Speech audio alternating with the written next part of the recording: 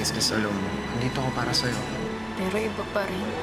Kasi Audrey, nanay ko yung nawala eh. Kakayanin mo to. Tutulungan kita. Tinanong ko dun sa mga kaibigan mo. Sila na din nagkwento sa akin kung ano nangyari sa'yo. Alam mo kasi next time, pag may trouble, tawagan mo ako. Wala tuloy ako para iligtas ka. Salamat sa pagdalaw. Abel, alam kong nagka-affair ka nun. Malay ko ba kung nagkaanak ka sa iba? At si Nina yun? Unfair naman yung binibintang niya sa akin. It's no secret na you and Maggie liked each other before. Buhay pa si Angel at tinawagan niya ako. Bakit hindi mo pa siya napapatahimik? Ginagawa ko ang kaya ko, pero hirap talaga. Kaya mo, babalitaan kita pag okay na. Simula pa lang yan, Ruth. Dahil ang Angel na nakilala mo ay hindi isang anghel. Pwede ba na pag lumabas yung result, i-match mo yung DNA namin? Nina Fuentebelle. Walang problema, sir. Tatawagan ko po agad kayo.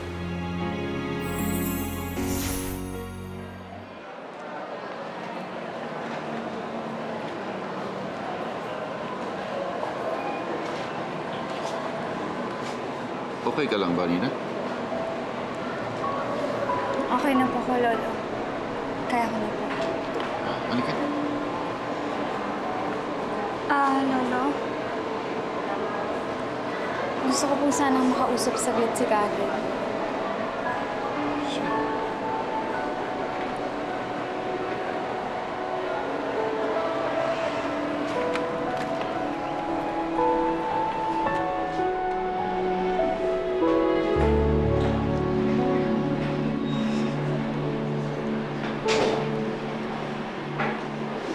Karen.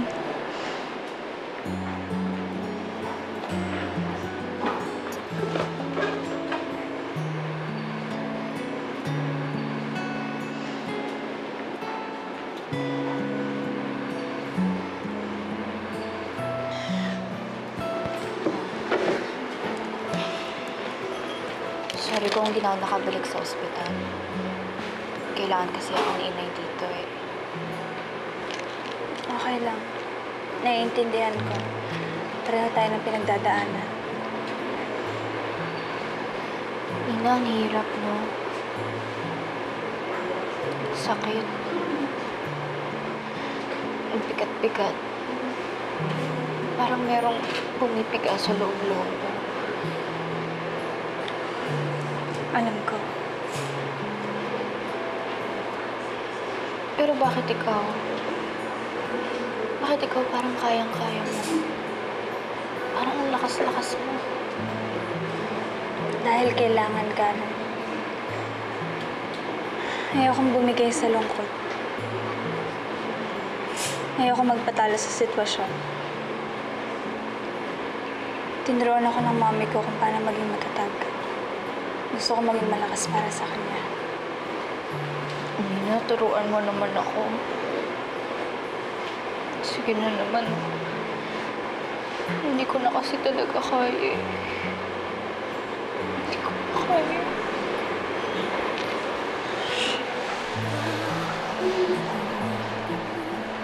Okay lang.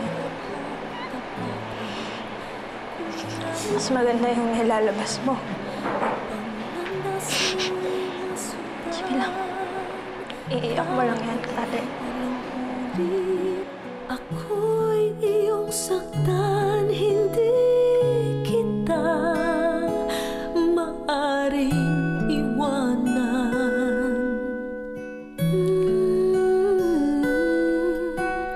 Kahit ilang awit ay aking aawitin, hanggang ang himig ko'y maging himig mo na rin. Kahit ilang dagat ang dapat tawirin, higit pa riyan ang aking gagawin. Sana'y wala ng wakas kapag hapdi ay lumipas. Ang mahalaga ngayon ay pag-asa, dala ng pag-ibig, saksi buong daigdig.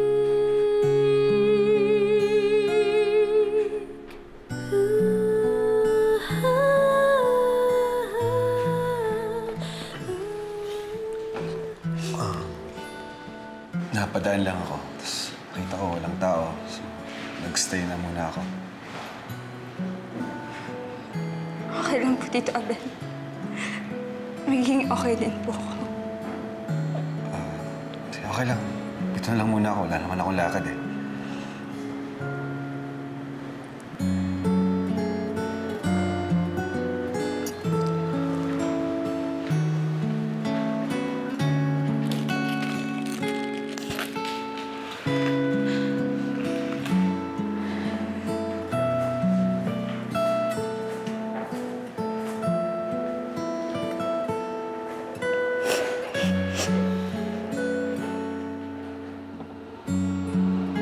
Mommy, you know what? Sa loob-loob ko, sinabi ko na gusto ko rin ng nanay na handang mamatay para sa akin. Isang mami na ipagtatanggol ako sa kahit ano. Meron na pala ako. Pero mama, hindi ko ginusto mangyari to sa'yo.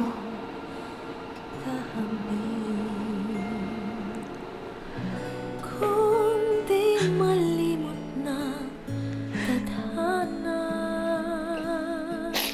bigyang tuldok ang dating ligaya.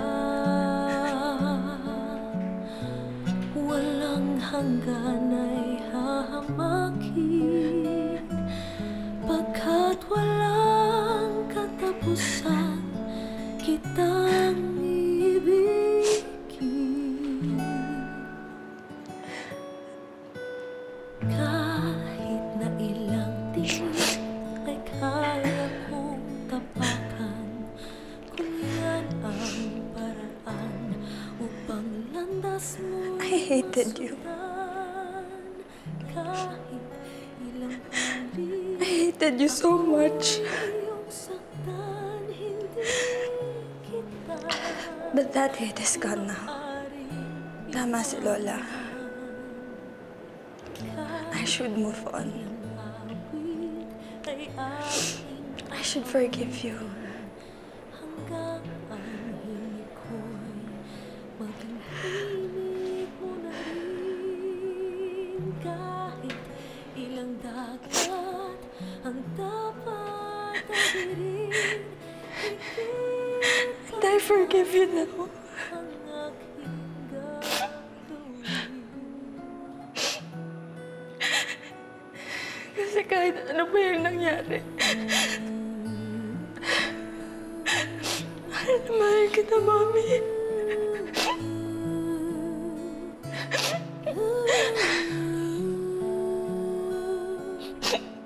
Kahit ilang ulit ako'y iyong saktan, hindi kita maaaring iwanan.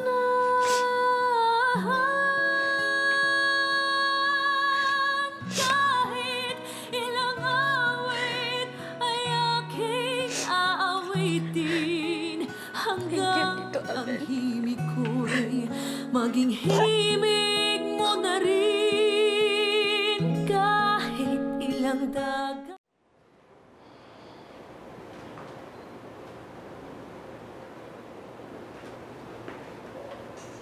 Kausap ko na si Nina kanina. Payag na siyang sabay ilibing si Bridget at saka si Susie. Wala namang kamag-anak na si Bridget eh. Siya na lang. Kawawa naman sila. Kawawa naman mga apo ko. Minsan tinatanong ko sa sarili ko, kung may kasalanan tayo, Carmela, did we do more damage dahil pinahanap natin sila?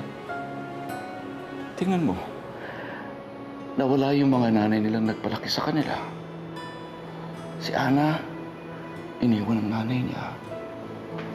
Tapos namatay pa yung nanay ni Karen at Nina.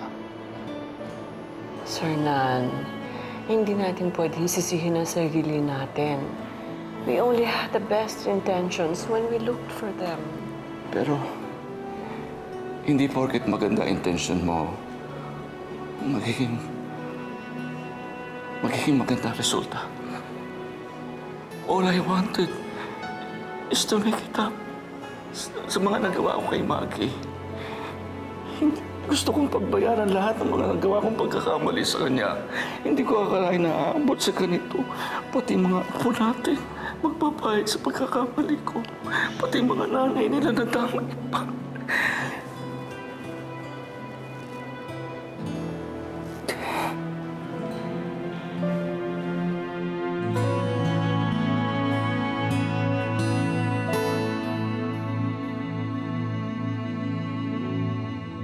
For everything, there is an appointed time, and an appropriate time for every activity on earth.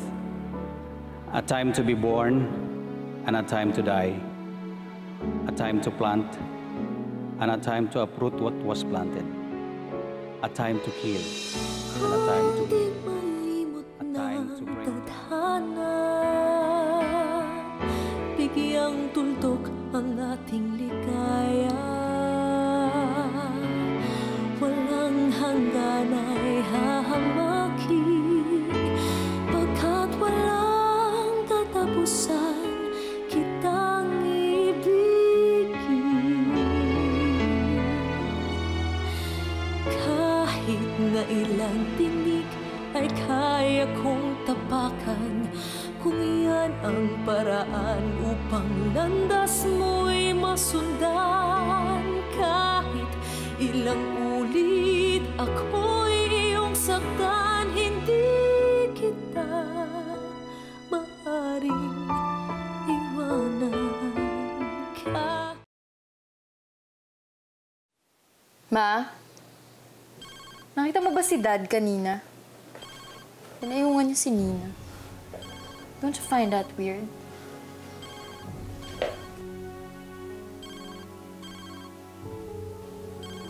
Hindi mo ba sasagutin yan? Kanina pa rin nang ring yan eh. Hindi. Number lang eh. I'm sure manloloko lang yan. Talaga? Alam mo ba, meron din akong ganyan dito sa Facebook. Merong anonymous person na post ng mga angel pictures dito. Angel? What angel? I-delete mo yan. I-delete mo yan. I-delete mo yan! Ma, what's happening?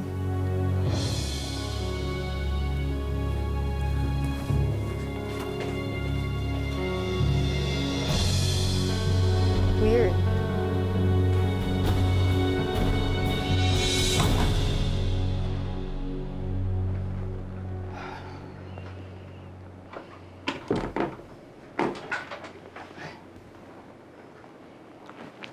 Karen, hindi ka na naman sumabay sa amin ng dinner. This is the third time na hindi ka nag-dinner since nilibing ang mami mo. Sorry po, Lola. Hindi ko lang po kasi kayang humarap sa ibang tao ngayon eh. Iha, I know you're hurting. Pero sana naman, huwag mong pababayaan ang sarili mo. Sorry po kung nag-aalala kayo, La. Sakit-sakit lang po kasi hindi lang po nanay ko ang nawala. Pati pangarap ko nawala na rin. Iha, alam ko naman mahal na mahal mo mami mo eh. I know you're hurting. Pero alam mo, may mga pangarap sa'yo nanay mo. At alam ko magiging masaya siya kung ipapagpatuloy mo yung mga pangarap niya para sa'yo. Pwede pa rin namang mabuhay si Susie sa'yo eh. Kung pananatiliin mo siya, dyan sa puso mo.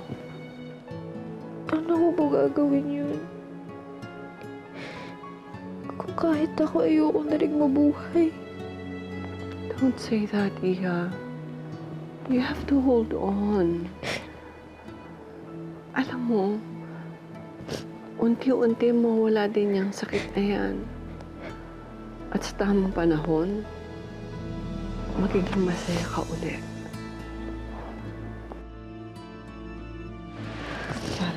yan eh.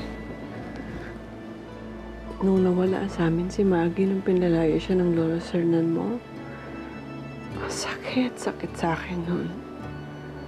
Hindi ko na kaya. Palagi kong sinisisi ang sarili ko kung bakit wala akong ginawa.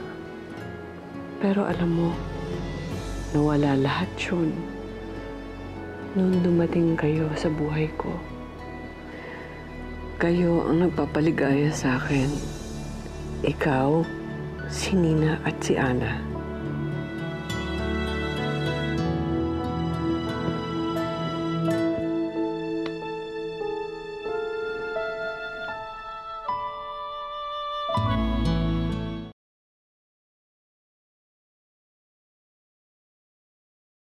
Carmela, it's been 2 weeks. Hanggang ngayon, nagkukulong pa rin si Karen sa kwarto niya. Sir Nan, masyadong malalim. Yung sugat na naiwan ni Susie. Panahon lang makakapaghilom noon para kay Karen. Good morning po. Nina. Upo ka na. Ay.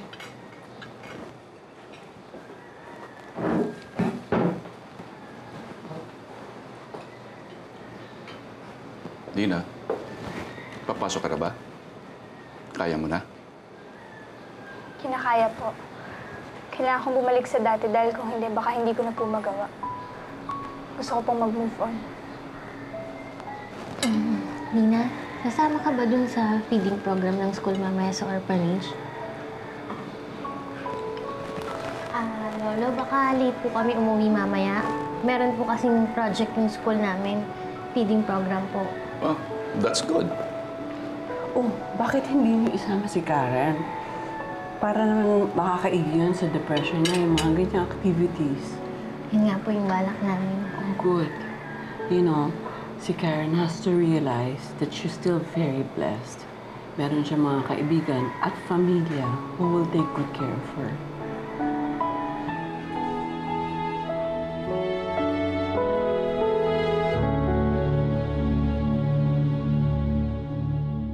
Good morning, sir. Morning.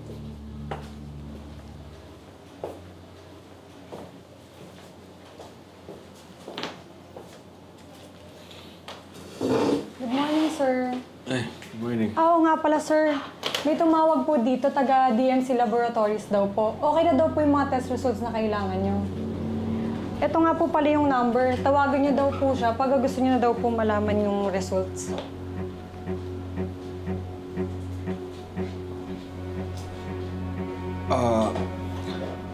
Pwede bang pakitawag si Rico? Apo, sir.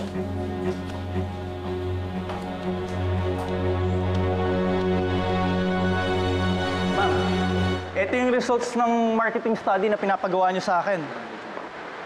At ito naman po yung proposal ng security company na nag-quote para sa bagong building sa Quezon City.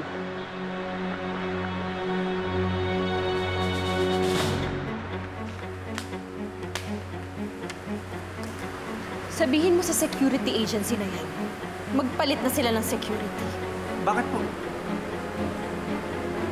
Dahil wala silang kwenta. Ako? Ma'am, sino nagawa niyan?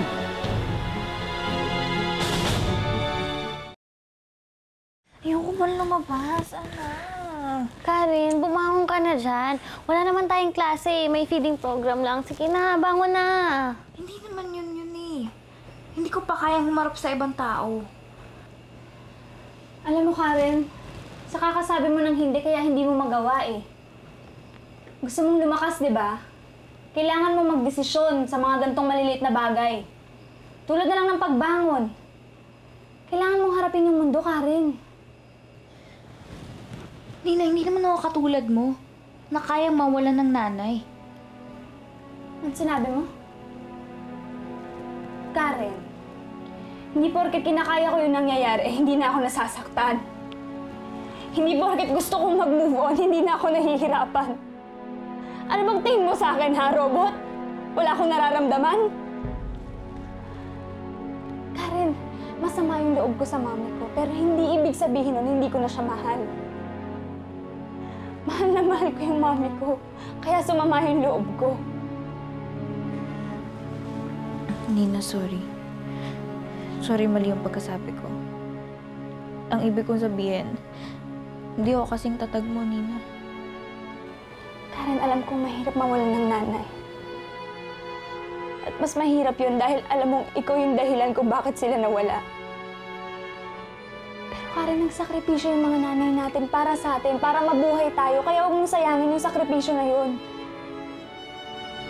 Kaya na yun, Nina. Tama na yan. Pare-pareho lang naman tayo eh. Pare-pareho lang tayo na nawala na yung mga nanay na nagpalaki sa atin.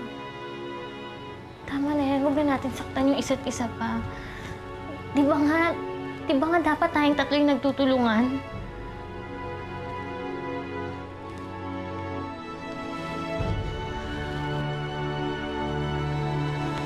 Sige na, magbati na kayo. Huwag na kayong mag-away.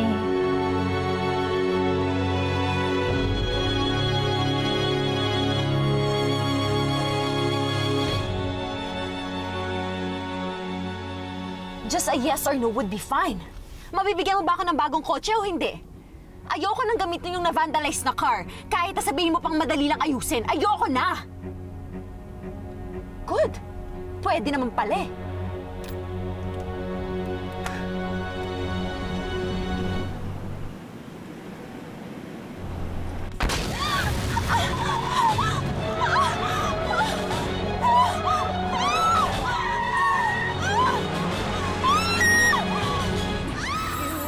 Munti ka na ako mamatay, swerte. Anong swerte dun? Sabihin niyo nga sa akin, sinadya ba yan? May bumutas ba ng gulong ko? Ako po si Karen. Ako po si Nina. Siya naman po si Ana. Ana Karenina, parang yun yung librong binabasa ko ah. Kung talagang matapang ka, magpakita ka! Hindi uubra sa akin ang pananakot mo kapag nahuli kita, babalihan kita ng leg! Mapapahama ka lang dyan. Pinatay niya ang tatay ko. Kaya ibabalik ko sa kanya ng doble ang lahat ng pahirap na ginawa niya sa akin. Para lagi mong matatandaan na matamis ang buhay. Kaya lagi kang ngingiti. Ang galing ni Alice Wayaso kanina, no? Pati nga si Karen napatawan niya dun sa magic niya kanina eh. Pwede ko ba siyang balikan? Magpapasalamat lang ako. Miss Alice? I think Daddy's acting strange. Kanina nga titig na titig siya kay Nina over dinner eh. Umamin ka nga, Abel. Anak mo ba si Nina? Sa kaninong kabit?